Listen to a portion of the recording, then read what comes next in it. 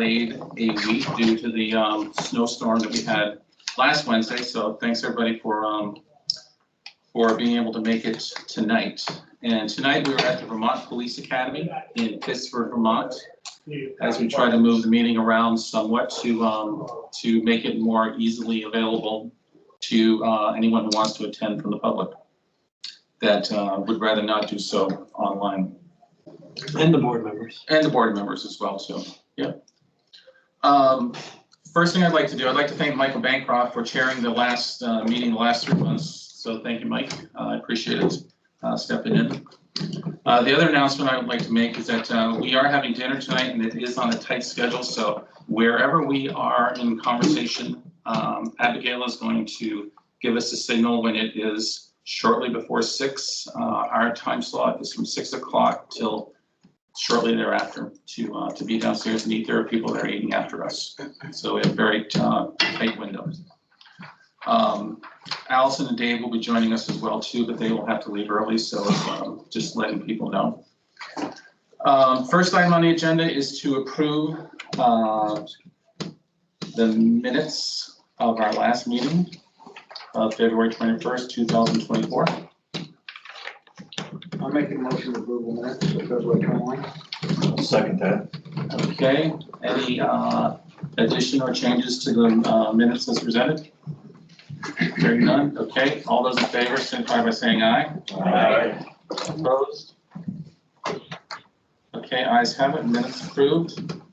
Before we move on, first thing I'd like to do is actually do the attendance. I'm sorry for having skipped over that.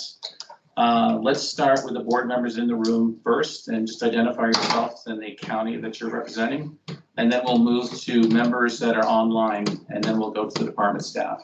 So, Jay? Jay Sweeney, Franklin County. Michael Bancroft, Orange County. Paul Noel, Orleans County. Martin Van Buren, Rutland County.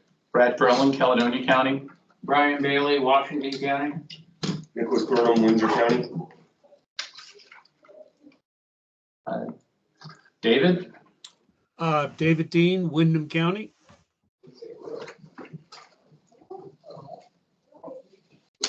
Okay, any other members online? Michael Colson from Essex County. Okay, Michael Colson. Okay. All right, Commissioner, if you would like Sure. to. I'm Chris Herrick, Commissioner of the Department of Fish and Wildlife. And why don't we start here? We'll have staff in the room, then we'll do staff online. Andrew Bowden, waterfowl biologist. John Austin, Director of Wildlife. Sean Fowler, Major for the Warden Service. Justin Searcy, Washington County area.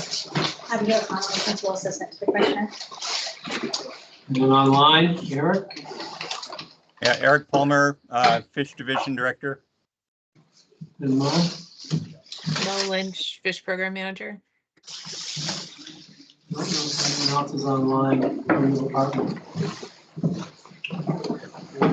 Nick Ford just joined us. Hey, Nick. And also the Colonel just walked in, I thought. Okay, and we missed a couple of board members. If you could introduce yourselves to the county. From Addison County. Jamie Dragon, the Royal County. Welcome. Okay, thank you. Allison Fraser, Chittenden County. Thank you, Allison.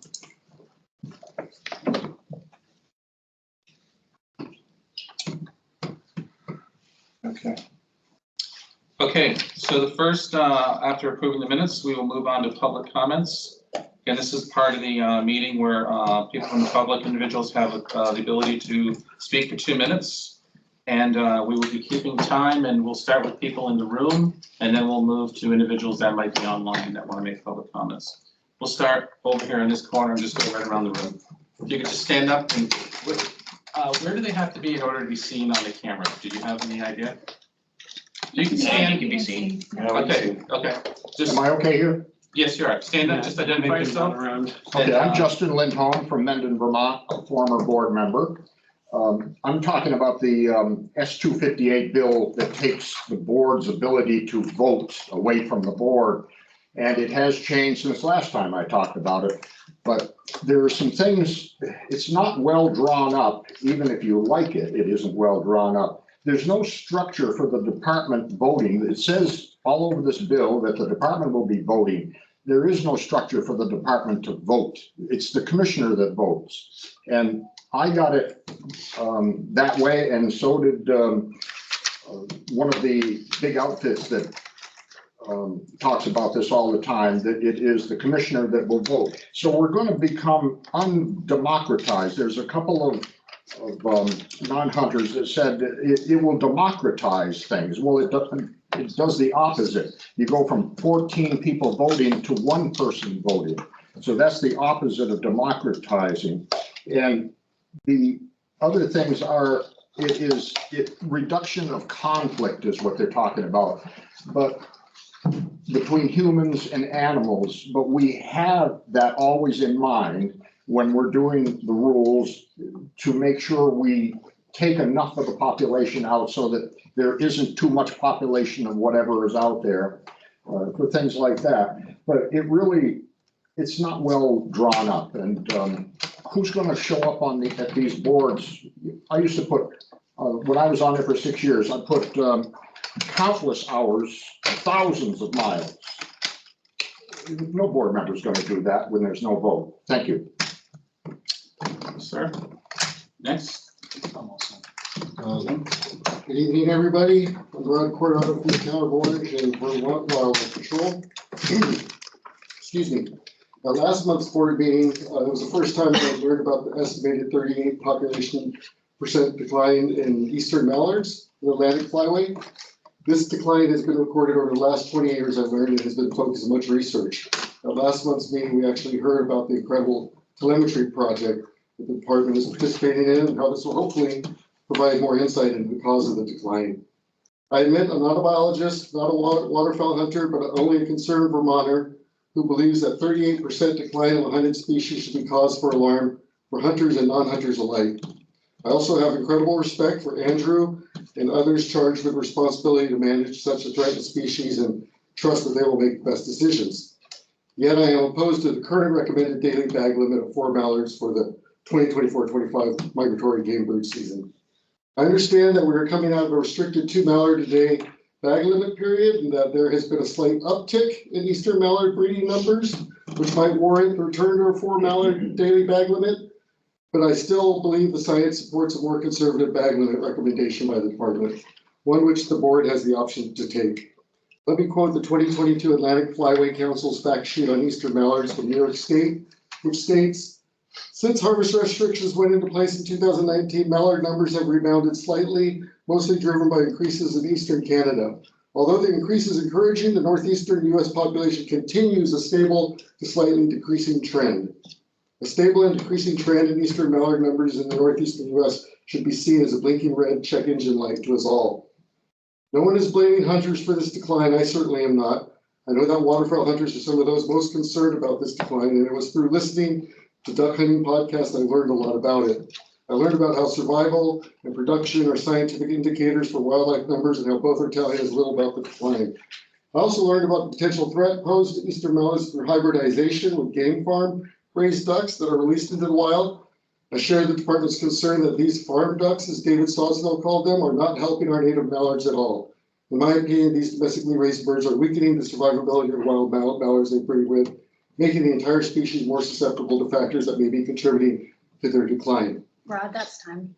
All right, I would just like to end by saying that the 38% decline warrants the more conservative approach to the liberal approach, and thank you for your time. Thank you. My name's Bill Kirby. I'm from Milton, and I'm actually here for the number 4 petition about the duck blinds and other various sounding regulations. You here to present that? I'm not sure. I don't know how this You works. can either wait. Usually when you have a petition that's presented to the board, we give the presenter about 10 minutes to speak. Okay, I can specifically do that. item. I can justify each one of them. Okay, well, if you Okay, I'll want have to to wait, do that. and when we get to that item. Okay, thank you.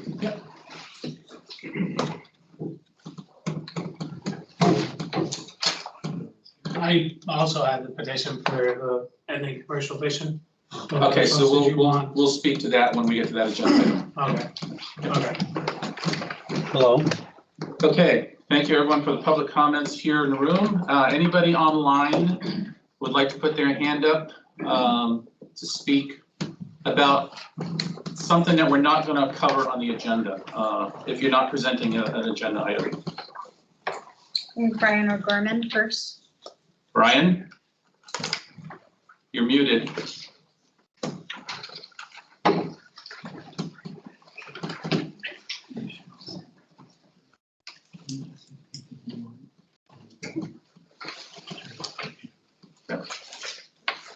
Brian O'Gorman, are you with us?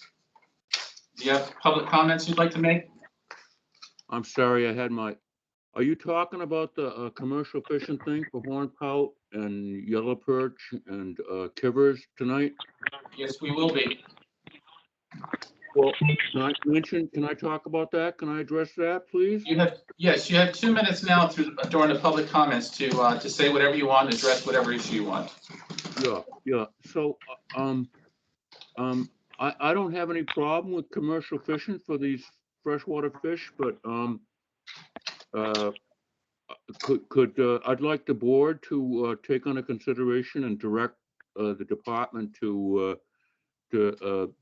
do a good population dynamics assessment for the kivers and the yellow perch and the horn pout.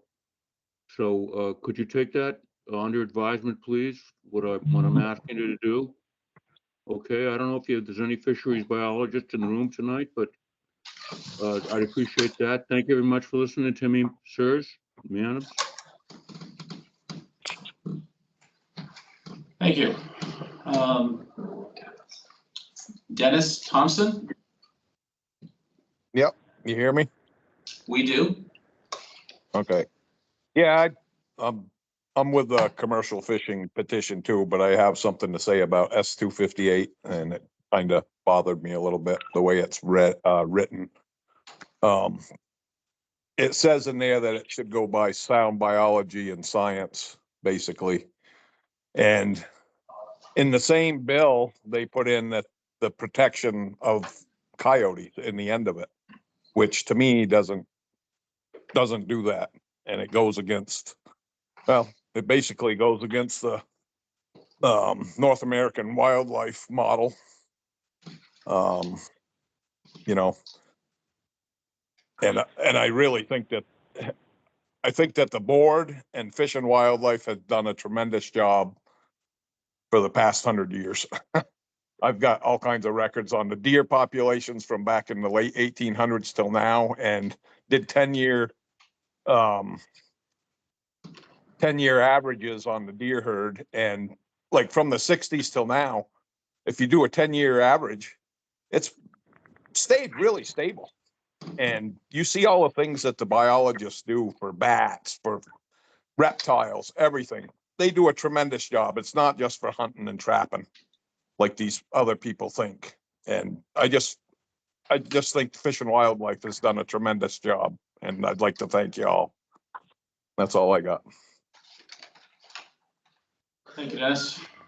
Any other hands I can see at the moment? It looks like there's someone on the phone that's unmuted. If you'd like to make public comment, otherwise please mute yourself. Okay, so thank you. If that's it for public comments, could I just ask that those of you that are online that are not board members, could you please shut your cameras off?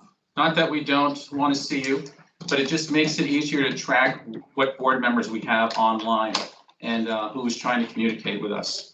So we would appreciate that if you could shut your cameras off if you are not a board member. Thank you. That's very helpful. Okay. Item number 3 on the agenda tonight is a petition regarding commercial fishing, panfish and crappie. And this will be presented in a couple different ways tonight. We have Jason Stevens, who is here in person, and we also have Dennis Thompson, who is virtually, that I think will be watching a video. Yeah, we'll be presenting, it's a 10-minute video, so it's the amount of time they have. Okay, so anybody from the department want to open this up, or we're just gonna? No, well, we got the request to do it by video, and we're doing a lot by video now, so we thought that'd be fine. This is just, like we normally do, we'll get a petition.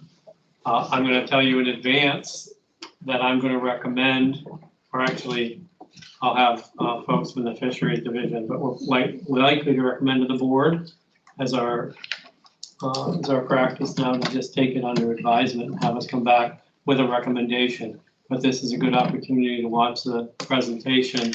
And then I think, are you here to answer questions if there are? I can, yes, Okay. definitely, yeah, whatever I can answer. So that's as much as I think is worth me saying on the issue. So Jason, do you want to open it up for us? Introduce yourself again, and before we get to Dennis on the video. So my name is Jason Stevens. I live in Polsey, Vermont. And me and Dennis started a petition to end commercial fishing in Vermont because I'm an avid angler. I hold 5 different state licenses right now. And I fish for panfish, all of them. And I've noticed a definite decline in size of the fish in Vermont, especially crappies, bluegills, perch, and number one factor would probably be overharvesting. I got in 2022 alone, fish buyers bought 217,000 pounds of fish, about 5.5 tractor trailer loads. These fish could have come from anywhere. That's the thing. There's people that got fishing in the Hudson River in New York, polluted waters, no keeping fish, bringing them over. The Connecticut River have been caught, New Hampshire. I mean, there's really no checks and balances on the amount of fish, where they're coming from, how good the population is doing. And the studies are out there, that keeping your big panfish stunts your populations. There's plenty of studies done. There's plenty of catch and release videos. There's plenty of people advocating it. I've seen it in Ortonia, lower Lake Champlain, Sunset, Sunrise, a lot of small lakes in Vermont. We have 220 lakes that are roughly 20 acres in size, which is not very many lakes to be commercial fishing out of when you put it in a perspective like that. That's all I got. Thank you. Okay. And so now we'll turn over to the video presentation from Dennis Thompson. To get better regulations for commercial fishing. Hello, everybody. Hope everything's great. Hope you're all been safe on the ice. And looking forward to the warm water or open water. As you know, many of us are working on trying to get better regulations for commercial fishing or do away with commercial fishing on the inland waters, and putting better limits on panfish. Got a little bit here I want to read to you that I've put together. In the last 5 years, from 2018 to 22, commercial panfish that were bought, that is recorded by registered fish buyers, the amounts were yellow perch 701,001 pounds, an average of 140,200 pounds a year. White perch was 74,929 pounds, and an average of 14,985 pounds a year. Bluegill and sunfish was 466,734 pounds, an average of 93,346 pounds per year. Crappie was 62,555 pounds, an average of 12,511 pounds per year. That's probably like 12,511 crappie that we take per year to sell on the backs of the anglers and our future fishermen. Anyway, in that 5 years, there was 11 to 17 registered buyers in the state. They bought a total of 1,305,290 yellow and white perch, crappie, and bluegill and sunfish. If you figure that at $1.50 a pound on average for these fish. That equates to $1,957,828 paid out to sellers of untaxed revenue. These are under the table cash transactions that have put a lot of money in people's pockets at the expense of recreational angling opportunities.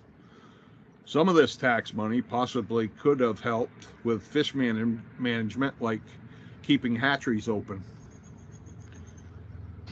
The only other fish or wildlife that is like this is trapping for profit, but they must have a trapping license, take a course, and be certified. They have quotas. The animals are inspected and mandatory reporting and tagging is required. It is highly regulated, unlike commercial fishing. Now, anytime you put a monetary value on something like this, it usually leads to a lot of bad behavior and activities, leads to greed, with people taking limitless amounts of many of these fish species for money in an unregulated fashion, which leads to situations where the public enjoyment of quality fishing opportunities is diminished and negatively impacted. Ponds have been altered in quality and size structure from overharvest at the commercial level. No attention has been paid to it in terms of monitoring these populations, so it is difficult to show you any data on it. But many of us who fish a lot and know Vermont waters have watched what happens, and if you all would ask the public and listen to them, I am sure you will hear many negative stories of how commercial fishing has negatively impacted the fishery and quality and enjoyment.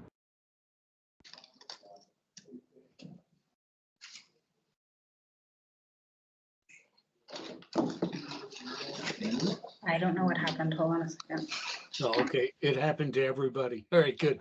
Yes. Just give me a second.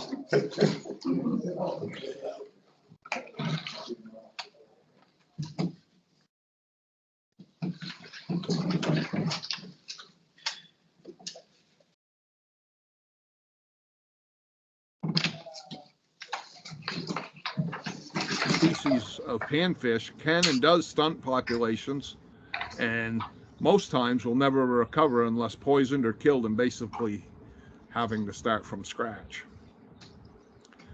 The way commercial fishing is so loosely controlled in Vermont, with a very bad bookkeeping or biological data, like how many of any species is taken out of each water body, is hurting waters. We need good data to biologically know what this does to fishery and manage them accordingly. Commercial fishing over the years has caused other negative things, such as people fighting over spots, illegal limits, fishing in New Hampshire where it is illegal, and causes wardens to have more work. Then there is the public health issue on this. A lot of you don't know. A lot of people eating the fish, I don't believe, know. It is known that illegal selling from waters in New York labeled no-take zones because of PCBs and other poisons are being sold for human consumption. And there's no USDA to test fish like there is with poultry and livestock. This is just unacceptable. We also need to look at making better limits on our panfish and possibly putting crappie on the game fish list, or all panfish for that matter. They have become as popular as game fish for sportsmen. Since Dave Gent started the panfish revolution, it's really took a lot of pressure off the bigger fish like pike and walleye, lake trout.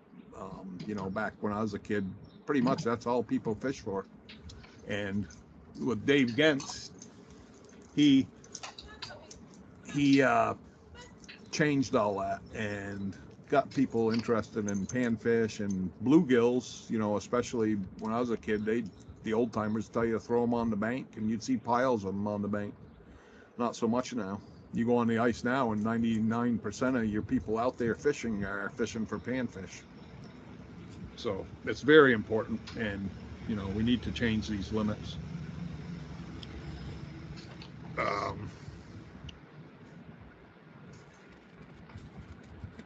We need to do more like, I think, like New Hampshire,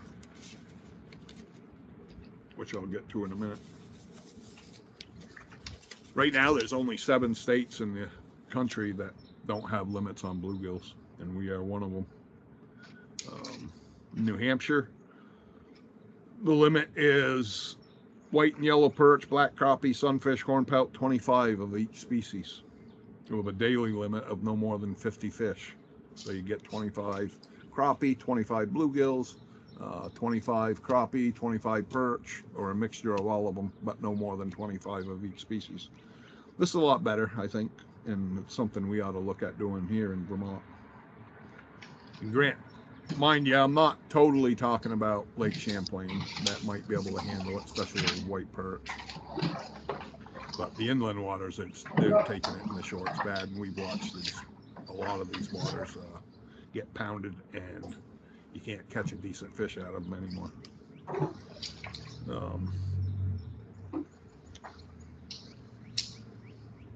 In New Hampshire in 2005, the state of New Hampshire was forced, or wanted to, change their limits, where they pretty much didn't have any, to what it is now, because of commercial fishing in other states like Vermont.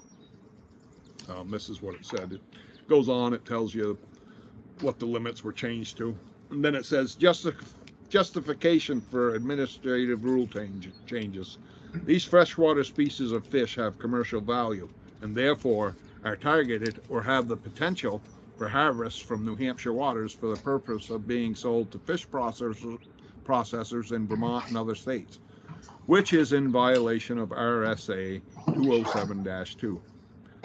Setting these daily bag limits for these species is intended to reduce commercial harvest interest. And it's from the fish biologist, Inland Fishery Division, New Hampshire Fish and Game. So anyway, that's it in a nutshell. I hope you guys can all get a hold of your board members and Vermont Fish and Wildlife and tell them we need change. This is important for our grandkids, great-grandkids, and the future of our fisheries. There's a lot of things that impact our fisheries, you know, the cormorants, loons now, invasive species, terrible. Police your own, go out there and help remove invasives. We could use some help down here on the Connecticut River. We found some water chestnut a few years ago, and we get a group together and go down there and pick them and put them in a compost away from the river. But it takes, I guess, around 12 years to really eradicate them if you can stay ahead of them. So there's a lot of things we can do. Pick up trash on the water bodies and the banks, and just take care of what we got, you know. It's not an unlimited resource. We just need to keep balance and take care of the things we got. So the future fishermen and hunters have what we have been able to enjoy. Y'all have a good day, and I hope you're all safe and enjoying this warm weather. It's been a crazy winter. The worst winter I've ever had since I ice fished. Anyway, take care. Good talking to y'all. See y'all. Okay, thank you, Dennis, for that video. It was very informative. Are you still with us, Dennis? I think he is. Yes, I am. Okay.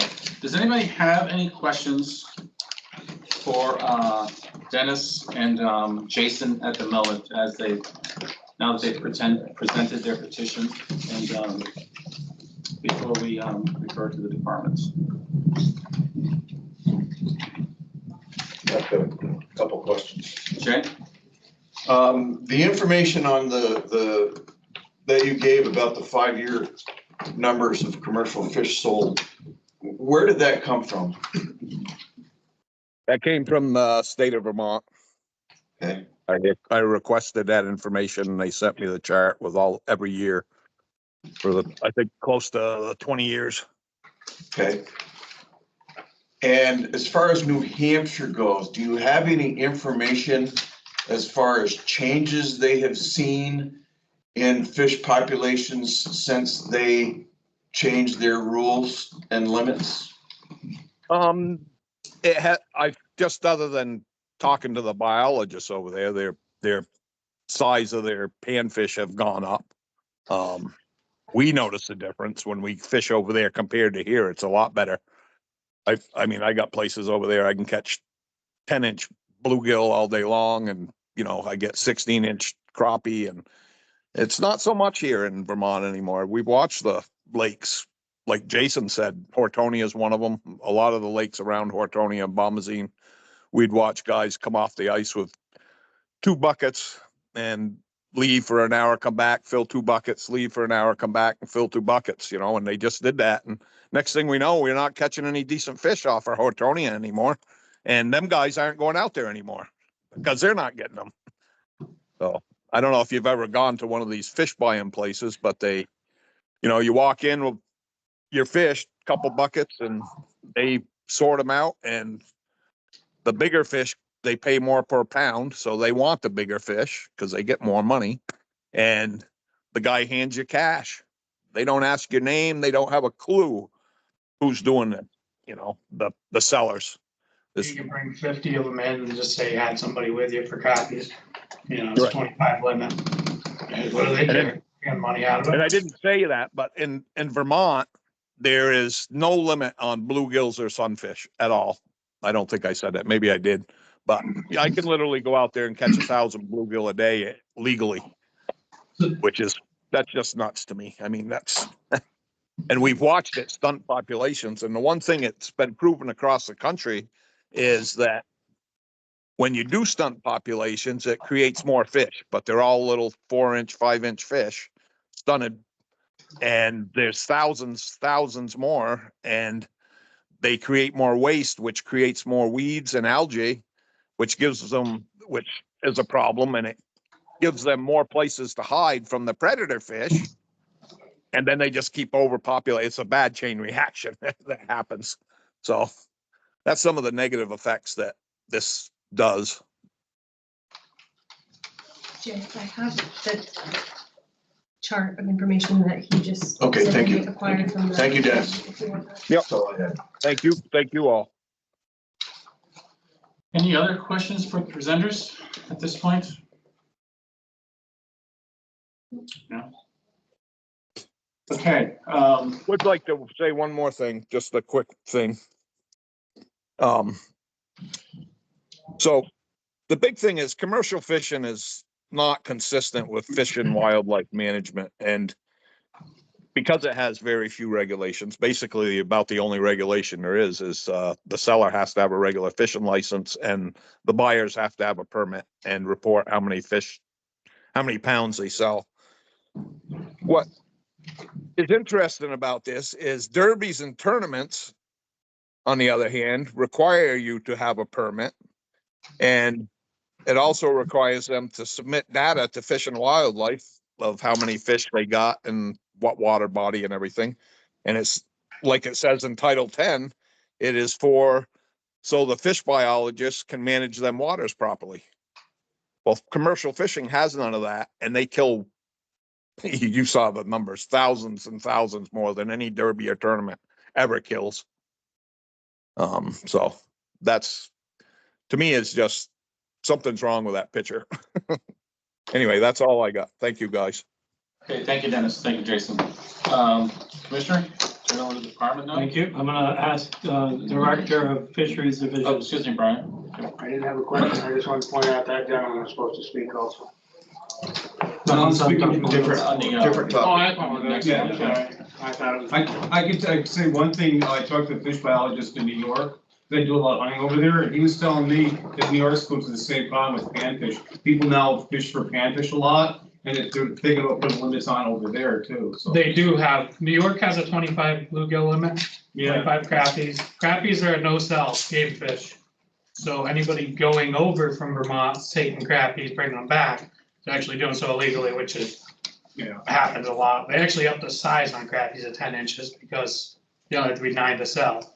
So they're trying to do away with Vermonters going over, taking 9-inch crappies again and again and again.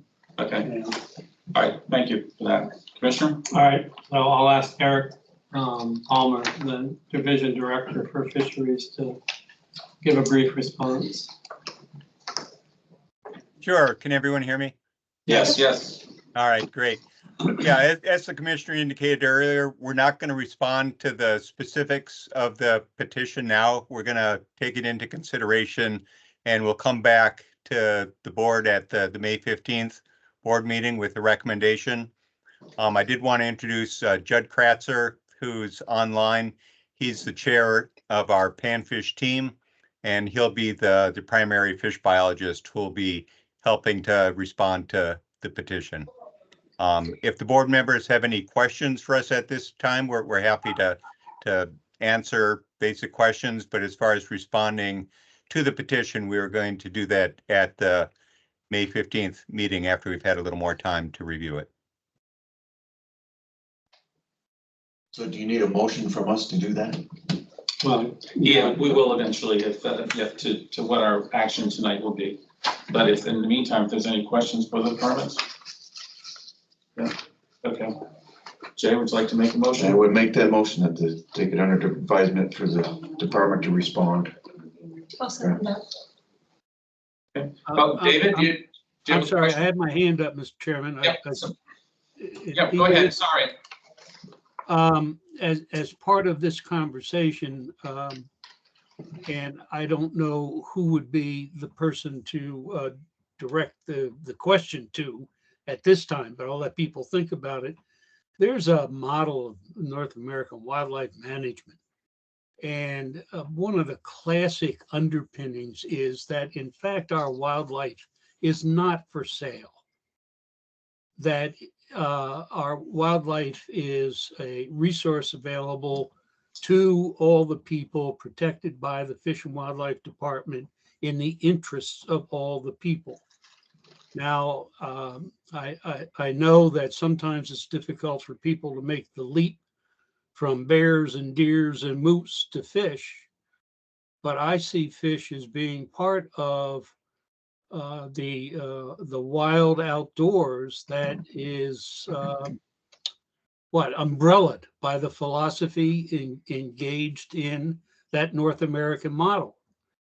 And as part of this discussion, I would certainly like to hear the department's position, maybe even at some future event, the petitioner's petition, and maybe invite someone with particular expertise in the history of the North American model to come and talk with us about how either selling fish does or does not fit under that model.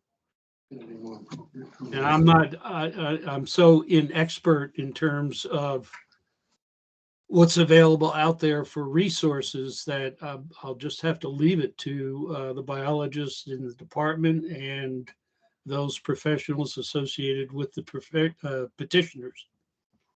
Thank you. Thank you, David. Can I add so that everybody knows? I think we're done with public comment right now. Okay. If I'll give you quickly, but we are moving on. Vermont is the only state that allows this kind of commercial fishing. I've talked to many other people in other states. There's no other states that would even think about doing this with their fisheries. Yeah. So everybody knew why, yeah. Okay, thank you. Okay, so I have a motion to move the petition to the department so that they can review and come back with a recommendation to the board. And I think I have a second. Okay, any other comments? I'm sorry, Mr. Chairman, I'll offer my concern as an amendment with a robust discussion of the North America model and how it affects the sale of fish, wild fish. Jay, do you Now, want the maker of the motion accepts that as friendly, it's just added. If the maker does not, then in fact, the board needs to vote on my amendment to the motion. I don't know, I don't have a problem adding that amendment. I don't know that we need it, because I'm sure we were gonna have a robust discussion once the experts from the department give us their recommendations. But I don't have a problem adding that amendment. I'll second that. You'll second that with that amendment? Okay, so we have the amended motion and a second on the floor. I'd just like to make a point. Yeah. If I could. I'd like David to define robust. Well, and before you do, what I'd like to say is I know for a fact that I have people in this room that can speak at length about the North American model. I would imagine you could, Commissioner. I could, but I'm not going to tonight. But my point being, robust is kind of a vague and non-defined word. So I just want to make sure that we meet the intent of your friendly amendment to say that we will raise the issue and address it. Yes, that's what I'm asking, that I have raised the issue, if you would address it. If there are people outside the department that you are aware of that could be helpful, I certainly hope that the board has the wherewithal to be able to bring that expertise in. We certainly did it with the trapping and hounding effort, but it may not go to that point if the expertise that you have at your disposal can come up with a supported answer. And by supported, I mean, here's what the North American says, and this is why it goes or does not go and fit as part of that.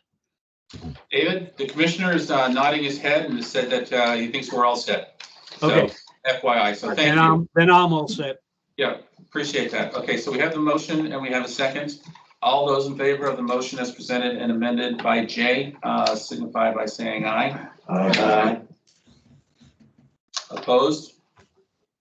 Ayes have it. The petition is being forwarded to the department for review and recommendation. Thank you. Thank you, presenters. Mr. Chair, I apologize. I just wanted to put it real quick. There's active training going on, so if anybody here is screaming and yelling, it is normal and don't freak out. It's very possible. The only other thing is no air conditioning in this room, so if anybody gets super overheated, we have to open these windows. This building is very old, so just let us know. We can open those. Sorry, my apologies for the interruption. Oh, thank you. That's very helpful. I heard something. You'll probably hear more. That's probably what it was. Was hoping that that's what it was. Okay, item number 4 is a petition regarding duck blinds and various hunting regulations. Here to present tonight is Bill Kirby, introduced himself earlier. So Bill, as you saw beforehand just now, we're giving the presenter about 10 minutes plus or minus to just present the petition, what the objective is that you're trying to achieve through the petition, make sure we understand what you're saying is actually how we're reading your petition. And then we will likely, again, recommend that we forward it to the department. They'll come back to us with other recommendations. So the floor is yours. Before we begin, can I just get a point of clarification? Because there are some other things addressed in this petition. Muzzleloader antlers, permit zones, and rough grouse and squirrel season. So we are just addressing the duck blind issue, or we're addressing all 3 of these things presented on this petition? Sorry. That would be I had the time on my petitioner. hands, so I came up with like 5 different. Okay, so we're just addressing the duck blind issue in this petition. That's all we're gonna discuss? It's up to you. You're presenting us the petition, so you. Okay, so that's what you're doing. Your 10 minutes. I can do this all in under 10 minutes. Okay. You have 10 minutes, or 10 minutes because of our timeline. During your presentation, you need to be very clear with us what it is you're trying to achieve with this petition. I can do And that. that's what we're going to respond to. Okay, you want me to do it now? Absolutely. You have 10 minutes, go. Okay, so the reason I have these 5 different petitions, this game board, is mostly for equality an opportunity for hunting, all right? So the first one is no seasonal duck blinds and wildlife management areas unless they are built and maintained by the Fish and Wildlife. What I've found since I've been hunting back down along the lake for duck season is that a lot of these blinds never get used, right? And what happens is a lot of the hunters, I'm talking about the hunters that have like the canoe or the kayak and the 6-pack of Walmart duck decoys, right? They're the ones that are spending most of the time hunting, right? I'm finding, I spent a long time talking to people about this last season. And what happens is they're very adverse to conflict. So when somebody goes in and builds a duck blind in a wildlife management area, they're afraid to go use that area. That whole area now is taken up by the person who built that duck blind for the season, right? And it's not fair to the people who are hunting in that area to be able to not hunt that area, even though they know they could. They don't want to start to get into an argument. So I think in the end, it really should be about equality in the wildlife management areas. I'm not saying they should not have deer stands and all that kind of stuff. That's different. What I'm getting at is that, you know, these duck blinds go in, they take up the best part of the wildlife management area, and then they never get used most of the time. Every time I've been out there, I've never seen anybody in them, you know? And which leads me to the second thing. You saw some of the pictures I sent you about the staking, right? Placing any stake on or in any public water or lands for the claimed use of a location is prohibited, and we construe as littering on public land or waterway. There's numerous stakes stuck all over the place. And when I talk to hunters, like I spend a lot of time talking, I get for gab, so I talked to a lot. I probably talked about 100 different duck hunters this year, right? And one thing they're all afraid to do is go hunt where a stake is stuck in the ground. They don't, again, it comes down to they're averse to conflict. They just want to go hunting. So all these areas, they get a stake in the ground and then nobody hunts it again. And the thing is, they need to be all pulled out and it needs to be written in the law. And I read the law and I missed it. That you cannot put a stake in saying, and claiming this as your location. You know what I mean? I think that should be patently obvious to anybody, even though, and that leads me to my third one, right? I had some time to think about this. I'm retired now, so anyway. Have a pop-up window that must be agreed to before you can fish your hunting or fishing license purchase. And it should state, I understand and agree that all public land and waters are open to all. I understand that placing of a blind or a sign on public land or waters does not constitute a claim to special use of any area. And in good sportsmanship, I agree to first come, first serve use in any area.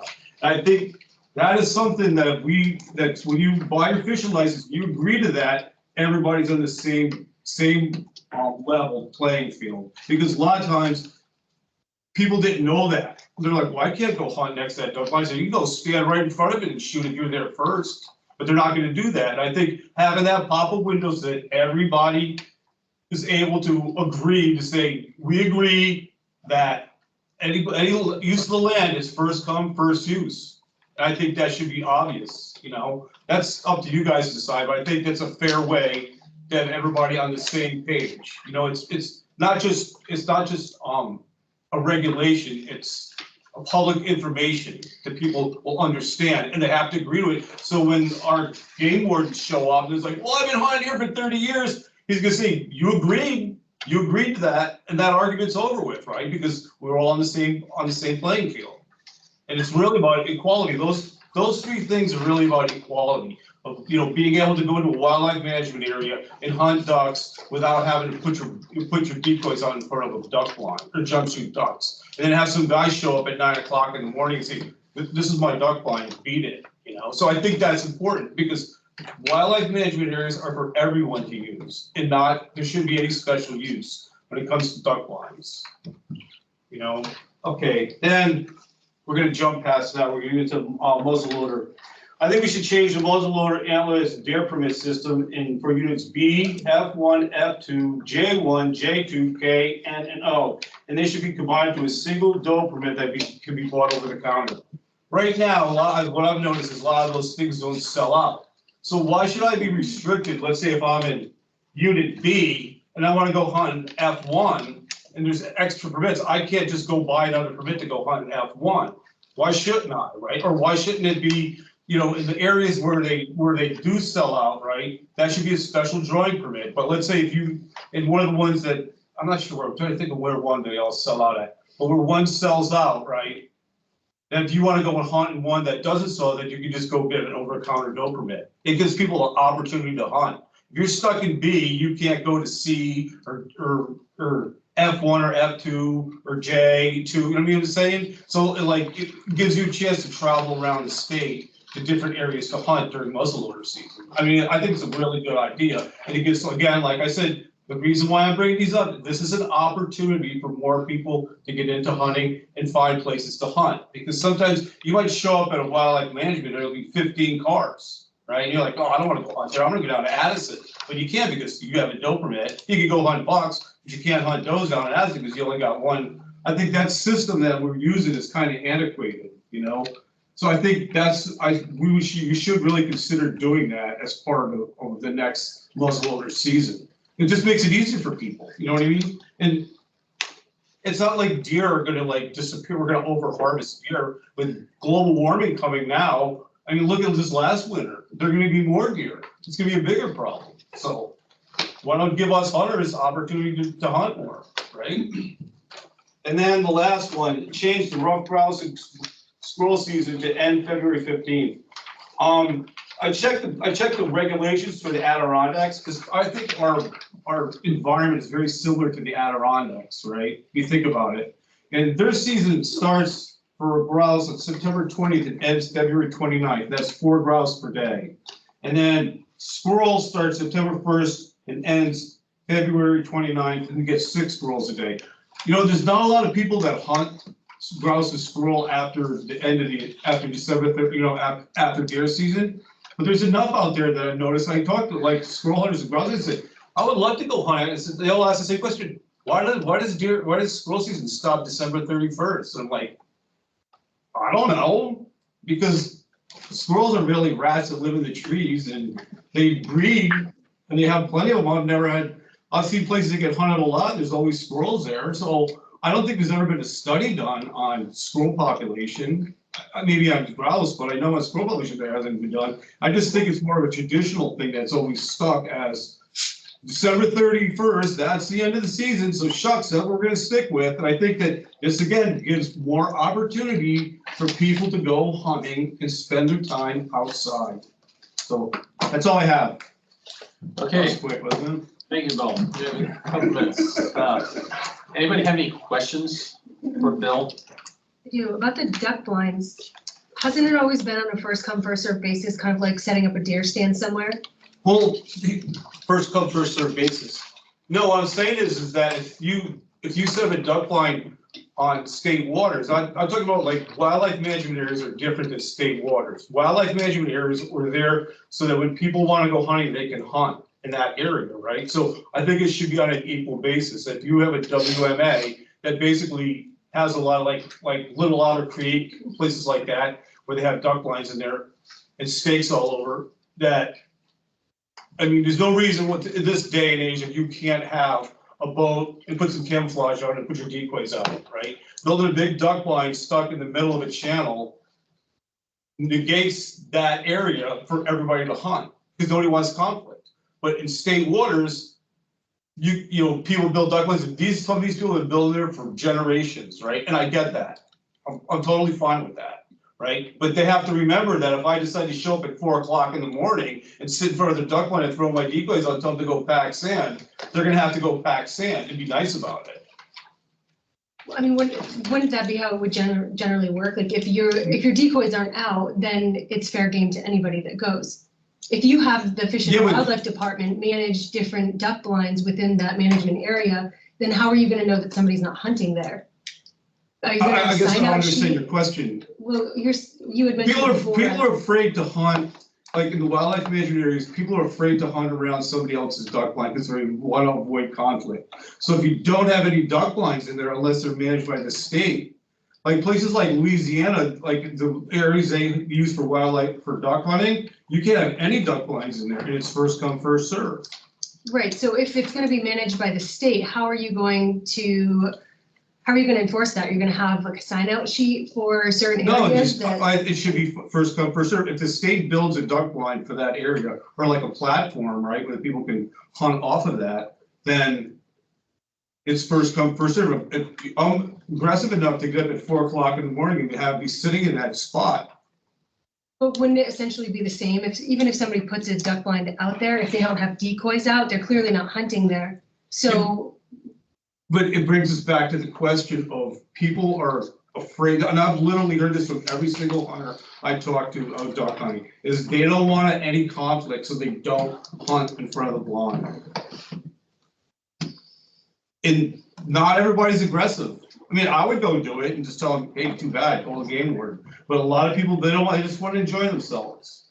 And people take advantage of that by putting stakes in the ground with their name on it and saying, this is a duck blind. And it pushes those timid people that normally would be hunting away. All right, okay, we can resume at 6:30. Okay. But we do have to, if there are any more questions for Bill, definitely, but we do have to take a break right now. So, we will be back at 6:30.